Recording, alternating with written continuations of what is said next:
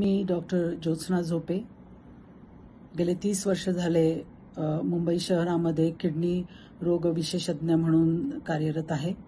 आज आपण single kidney किंवा सॉलिटरी किडनी या विषयावरती चर्चा करणार आहोत.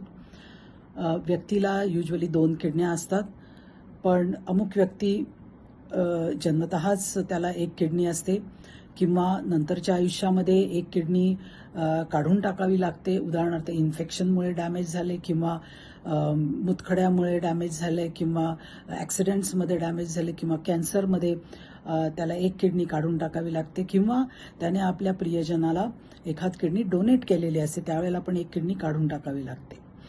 जर व्यक्तीला जन्मापासूनच 1 किडनी असेल तर त्याला त्यामुळे उर्वरित आयुष्यामध्ये फारसा काही त्रास होत नाही, कारण 2 किडन्याचा भार एकाच किडनीला सहन करण्याची लहानपणापासून सवय असते.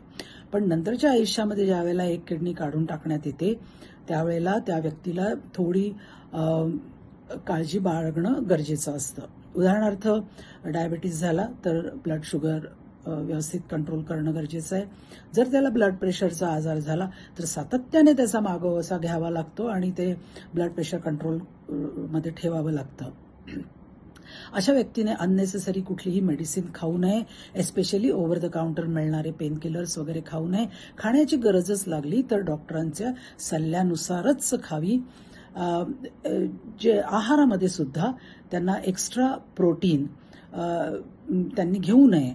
जी नॉर्मल प्रोटीनची मात्रा गरजेची असते तेवढी मात्र जरूर घ्यावी, पण प्रोटीन सप्लिमेंट्स वगैरे जे असतात ते डॉक्टरांच्या सल्ल्यानुसारच घ्यावे लागत असतील तर.